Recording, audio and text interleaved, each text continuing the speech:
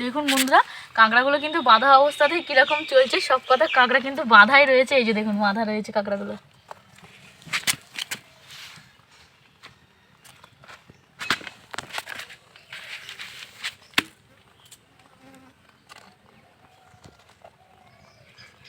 কাঁকড়ার চোখগুলো দেখুন বন্ধুরা, দুটো চোখ একদম সামনেই রয়েছে। কাঁকড়াগুলোর সাইজটা কত বড় বড়, তো আপনাদেরকে একটু দেখাই যে কাঁকড়া দাঁড়াগুলো কতটা বড় বড়। এই যে দেখুন বন্ধুরা, দাঁড়াগুলোকে কিন্তু বেঁধে রাখা হয়েছে, দাঁড়াটা সাইজটা দেখুন। তো এগুলো কিন্তু সামুদ্রিক কাঁকড়া, কাঁকড়াগুলোকে ক্যানিং থেকে আনা হয়েছে। তো এই যে দেখুন কাঁকড়ার পাখনাগুলোকে একবার দেখুন কত বড় বড় কাঁকড়াটা। এই কাঁকড়া রেসিপি আমি আজকে বানাবো, কাঁকড়ার ঝাল বানাবো। তো আজকের এই ঝালের রেসিপিটা আপনাদের দেখতে হলে পুরো ভিডিওটা অবশ্যই দেখতে হবে। কাঁকড়াগুলো দেখুন কীরকম, প্রত্যেকটা কাঁকড়া কিন্তু বড় বড়। এই যে বন্ধুরা দাঁড়াটা দেখুন একবার কতটা বড় কাঁকড়া। তো আপনারা অবশ্যই প্লিজ পুরো ভিডিওটা দেখতে থাকুন, আশা করি আপনাদের ভিডিওটা ভালো লাগবে।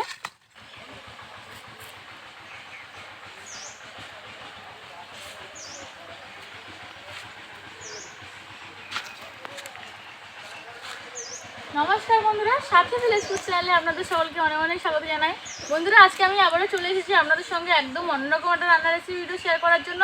তো আপনারা দেখতে পাচ্ছেন আমার হাতে এখানে বড় সাইজের কাঁকড়া রয়েছে। এই যে দেখুন কাঁকড়ার সাইজগুলো একটু আপনাদেরকে দেখাই। কাঁকড়াটা কতটা বড় দেখুন, এবং কাঁকড়ার যে দাঁড়াটা রয়েছে দাঁড়াটার সাইজটা দেখুন। এই দাঁড়ার ফাঁকে যদি একবার মানুষের আঙুল ঢুকে যায়, আঙুলটা কিন্তু কেটে পুরো বাদ চলে যাবে। তো কাঁকড়াগুলোকে খুব ভালো করে বেঁধে রাখা হয়েছে যাতে বেশি নড়াচড়া করতে না পারে এবং কাঁকড়াটাকে একটু ভালোভাবে ধরা যায়। তো প্রত্যেকটা কাঁকড়ার সাইজই ওরকম, আপনাদেরকে একটু দেখিয়ে দিই। এই যে দেখুন বন্ধুরা কাঁকড়ার দাঁড়াটা দেখুন। এটা কিন্তু কাটাও খুবই মুশকিল, কারণ এর গায়ে যে কাঁটাগুলো রয়েছে সেগুলো ফুটে যেতে পারে, খুব সাবধানে কাঁকড়াটাকে কাটতে হবে।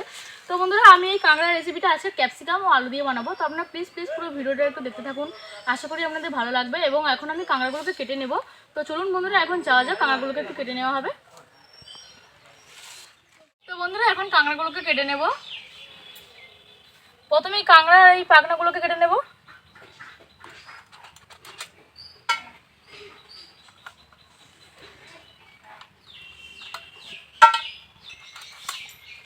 এই কাঁকড়াটাকে কিন্তু খুব সাবধানে কাটতে হয়। এই যে দাঁড়াতে দড়ি বাঁধা রয়েছে বলে কিন্তু আমি কাটতে পারছি, না হলে কিন্তু আমি ধরতেই পারতাম না। তো এইভাবে আস্তে আস্তে করে কেটে নেব। গায়ে কিন্তু প্রচুর কাঁটা রয়েছে, এই কাঁটাগুলো ফুটে গেলেই কিন্তু রক্ত বেরিয়ে যাবে। তো আস্তে আস্তে করে আমি ভেঙে নিলাম। এখন এইটাকে কাটার পালা।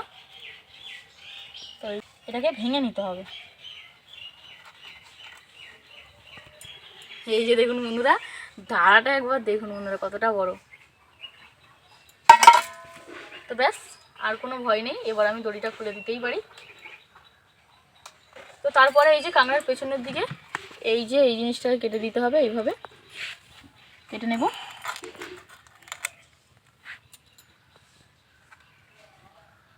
এবং কাঁকড়ার এইখানটাতে কেটে নেব।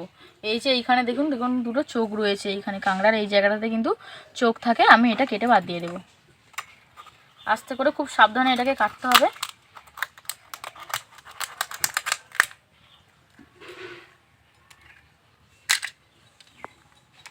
এটাকে ভেঙে নিতে হবে।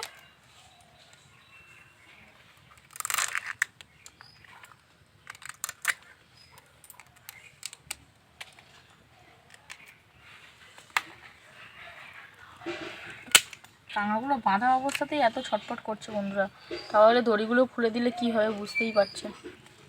বন্ধুরা কাঁকড়ার মধ্যে কতটা ঘি রয়েছে, এই যে দেখুন প্রচুর পরিমাণে ঘি রয়েছে।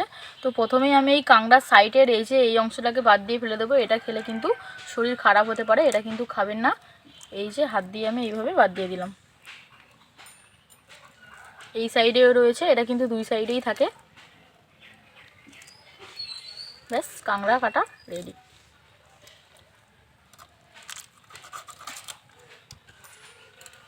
দেখুন বন্ধুরা কাঁকড়াটা কিন্তু কাটা হয়ে গেছে।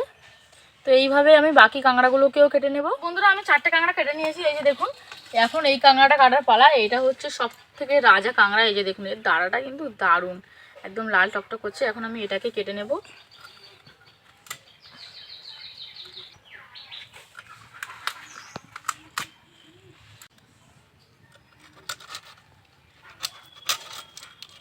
বন্ধুরা এই কাঁকড়াটা কেটে নিয়েছি, আমি আর একটা কাঁকড়া কেটে নেব।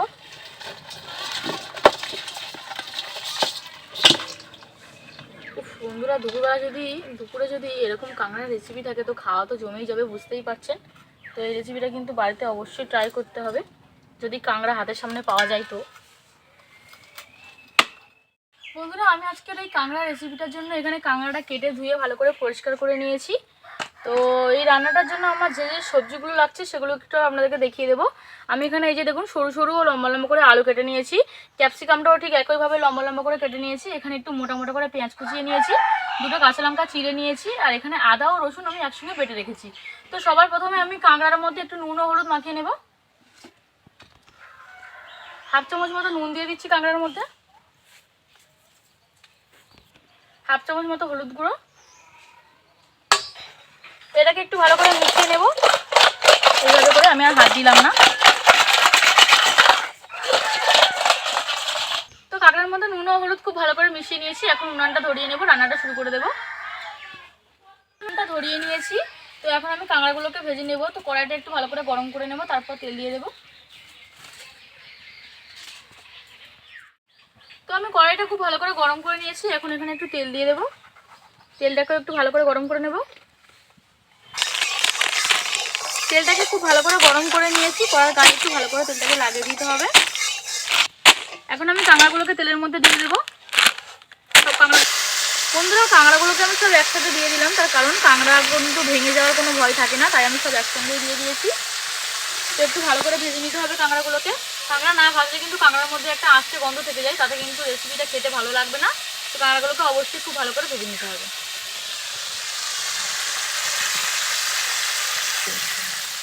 তো বন্ধুরা আপনারা কাঁকড়াটা কাটার সময় দেখেছেন কাঁকড়ার মধ্যে কতটা পরিমাণে ঘি ছিল, ঘিগুলো কিন্তু গলে যায়নি, এই যে দেখুন এখনও ঘিগুলো রয়েছে। একটু উল্টিয়ে দেবো। বন্ধুরা কাঁকড়াগুলোকে খুব ভালো করে ভেজে নিয়েছি, তো দেখতেই পাচ্ছেন ভাজার পর কাঁকড়াগুলো কীরকম হয়ে গেছে।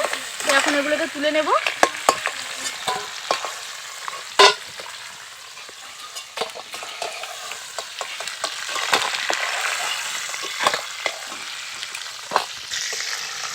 বন্ধুরা কাঁকড়ার পেটের মধ্যে যে ঘিগুলো ছিল সেই ঘিগুলো দেখুন অনেকটাই গলে গেছে। তো কাঁকড়াগুলো ভাজার পর কীরকম হয়েছে দেখুন। এখন আমি এই তেলের মধ্যে আলুগুলো ক্যাপসিকামগুলোকে ভেজে নেব।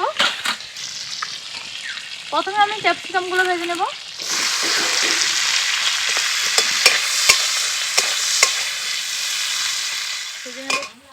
আমি ক্যাপসিকামগুলোকে খুব ভালো করে ভেজে নিয়েছি। ক্যাপসিকামগুলোকে খুব ভালো করে ভাজা হয়ে গেছে, এখন আলুগুলোকে একটু ভেজে নেব। কেটে রাখা আলু,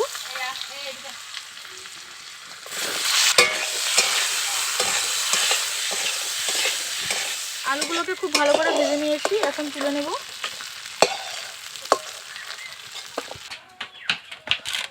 তেল দিয়ে দেব, কালো জিরে দেব,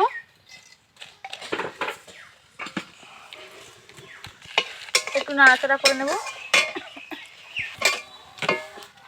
গোটা গরম মশলা দেব।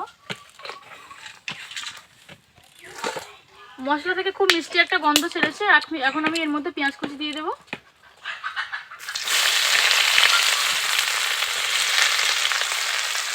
একটু নাড়াচাড়া করে নেব।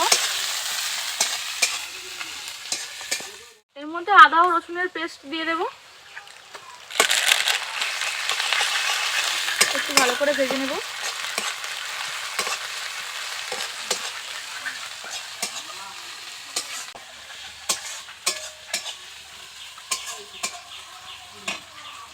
আদা ও রসুন খুব ভালো করে ভেজে নিয়েছি, এর মধ্যে এখন গুঁড়ো মশলাগুলোকে দিয়ে দেব। নুন দেব 1 চামচ, হলুদ গুঁড়ো 1/2 চামচ, লঙ্কার গুঁড়ো 1/2 চামচ, জিরে গুঁড়ো 1/2 চামচ, 1/2 চামচ ধনে গুঁড়ো, সামান্য একটু মিষ্টি, দুটো চেরা কাঁচা লঙ্কা দিয়ে দেব। দিয়ে এগুলোকে খুব ভালো করে কষাতে হবে।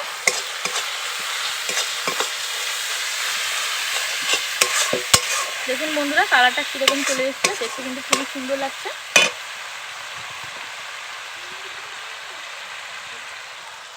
একটু সামান্য জল দিয়ে দিচ্ছি।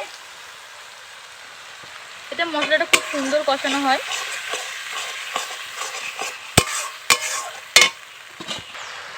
বন্ধুরা দেখুন মশলা থেকে কিন্তু তেল ছেড়ে দিয়েছে, আমার এটা খুব ভালো করে কষানো হয়ে গেছে। এখন এর মধ্যে ভেজে রাখা আলু ও ক্যাপসিকামটাকে দিয়ে দেবো, দিয়ে একটু ভালো করে কষিয়ে নেব। মধ্যে ভেজে রাখা কাঁকড়াগুলোকে দিয়ে দেবো।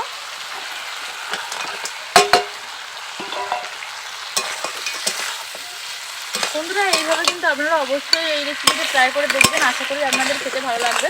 সবসময় একই রকম জিনিস খেতে ভালো লাগে না, তাই আমি আজকে একটু অন্যরকম রান্না করলাম, আলু দিয়ে ক্যাপসিকাম দিয়ে কাঁকড়া। তো আপনারা অবশ্যই বাড়িতে এটা ট্রাই করে দেখবেন এবং কেমন লাগলো সেটা আমাকে অবশ্যই কমেন্টে জানাবেন। তো আমি সব কিছু খুব ভালো করে কষিয়ে নিয়েছি, এখন এর মধ্যে জল দিয়ে দেবো। জল দিয়ে দিচ্ছি পরিমাণ মতো, খুব বেশি জল দেবো না। আমি আলু ও ক্যাপসিকাম খুবই সরু সরু করে কেটেছিলাম, তো ভাজতে ভাজতে সেগুলো সব সেদ্ধ হয়ে গেছে, তো আমি অল্প করেই জল দিলাম। একটু ফুটে উঠলেই আমি গরম মশলা ছড়িয়ে নামিয়ে নেব। তো বন্ধুরা আমার রেসিপিটা কিন্তু প্রায় হয়ে গেছে, তরকারিটাও ফুটে উঠেছে। এই যে দেখুন কাঁকড়াগুলোও কিন্তু ভালোই সেদ্ধ হয়ে গেছে, আলু ক্যাপসিকাম সবই সেদ্ধ হয়ে গেছে। এখন আমি এর মধ্যে একটু গরম মশলা গুঁড়ো ছড়িয়ে দেবো। গরম মশলা গুঁড়ো দিয়ে দিচ্ছি।